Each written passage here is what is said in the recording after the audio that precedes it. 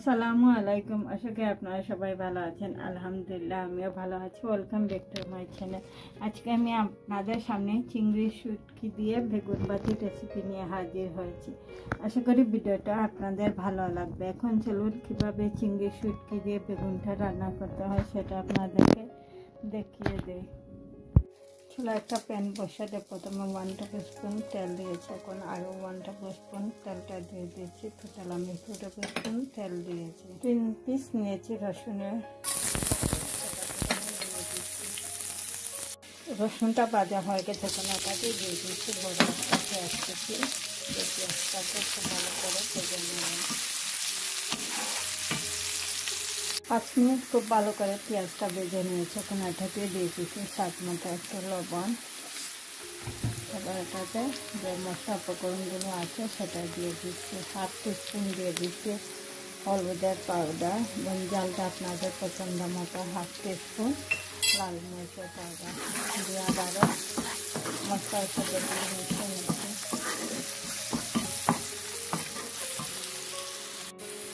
মশলাটা কষানো হয়ে গেছে। আমি এখানে নিয়েছি 1 কাপ চিংড়ি শুটকি, যেগুলোকে রান্নার আধা ঘন্টা আগে আমি গরম পানিতে ভিজিয়ে রেখে তারপর এগুলোকে খুব ভালো করে ধুয়ে নিয়েছি, কারণ শুটকিতে প্রচুর পরিমাণ ময়লা থাকে, তাই খুব ভালো করে এটা ধুয়ে নিতে হয়।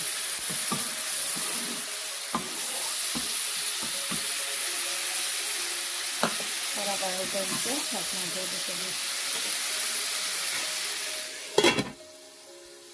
তারপর বাসমতা সরিয়ে আবারও দিতে দিচ্ছি চিংড়ি শুটকিটা ভাজা হয়ে গেছে।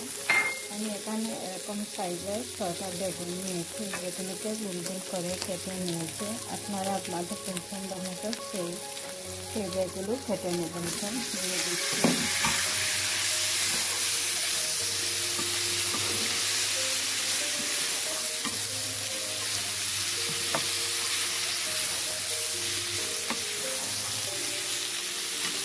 আবারও 5 মিনিট পর বেগুনটা আমি এটাতে কোনো পানি ইউজ করি না। এখন দিয়ে দিচ্ছি কাঁচামরিচটা। এখানে আমি এরকম সাইজের বড় একটা কাঁচামরিচ ঝোল করে কেটে নিয়েছি এবং 2-3টা মরিচ কেটে নিয়েছি, এখন দিয়ে দিচ্ছি। তাতে আমি কোনো পানি ইউজ করি না এখন পর্যন্ত।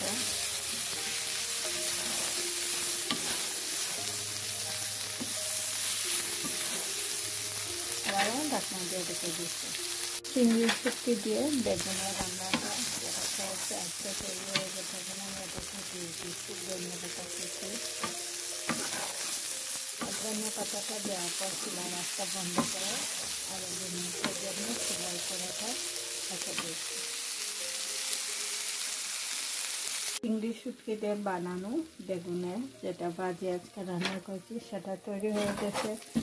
এখন চুলা থেকে নামিয়ে পরিবেশন করে দিচ্ছি। যেরকম হয়েছে আজকে চিংড়ি শুটকি দিয়ে বানানো বেগুনের ভাজির রেসিপিটা। চিংড়ি শুটকি দিয়ে বেগুন ভাজির রেসিপিটা তৈরি হয়ে গেছে। আমি একটা সার্ভিং ডিশের মধ্যে নিয়ে নিচ্ছি।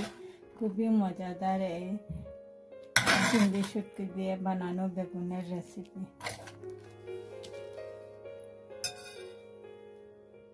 চিংড়ি শুটকি দিয়ে বানানো বেগুনের ভাজির রেসিপিটা তৈরি হয়ে গেছে। আমি একটা সার্ভিং ডিশের মধ্যে নিয়ে নিয়েছি এবং উপরে একটা পাকা মরিচ দিয়েছি দেখতে সুন্দরের জন্য। এবং আজকে আমি এটা সাদা ভাতের সাথে পরিবেশন করছি, যেটা আমাদের দুপুরে লাঞ্চের জন্য বানিয়েছি। খুব সহজে কম উপকরণে চিংড়ি শুটকি দিয়ে বেগুনের রেসিপিটা তৈরি করা যায়। এবং আপনারা চাইলে আমার ইউটিউব চ্যানেলে আরও অনেক রেসিপি আছে বেগুনের কিংবা শুটকি দিয়ে রান্না করা, চাইলে সেগুলোও দেখে নিতে পারেন। আপনাদের আমার ভিডিওটা ভালো লাগলে লাইক, কমেন্ট এবং ফ্রেন্ডদেরকে শেয়ার করবেন। আর যারা এখনও আমার চ্যানেলটাকে সাবস্ক্রাইব করেন নাই, আশা করি নতুন আরও ভিডিও দেখার জন্য আমার চ্যানেলটাকে সাবস্ক্রাইব করতে ভুলবেন না। সেই পর্যন্ত সবাই ভালো থাকেন, সুস্থ থাকেন। ইনশাআল্লাহ আবারও নতুন কোনো ভিডিও নিয়ে আপনাদের সামনে হাজির হব। আল্লাহ হাফেজ।